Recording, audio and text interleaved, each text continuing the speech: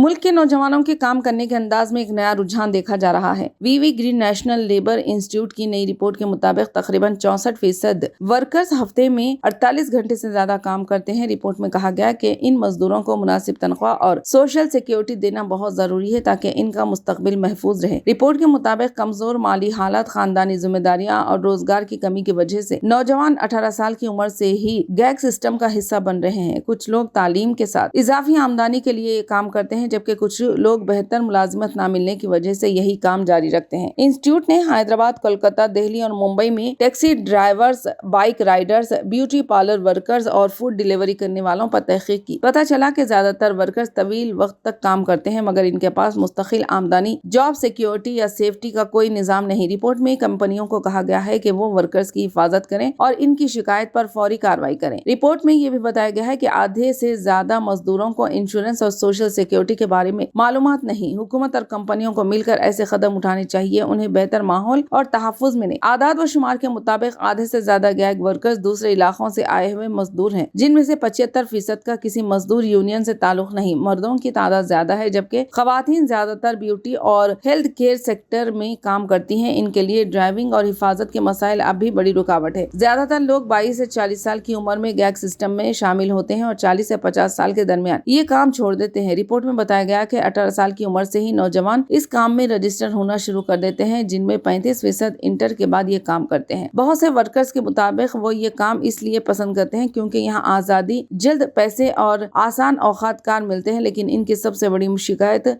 छोटी customers complaint, rating system और management की कमजोर रवैये से मुताल्लिक है।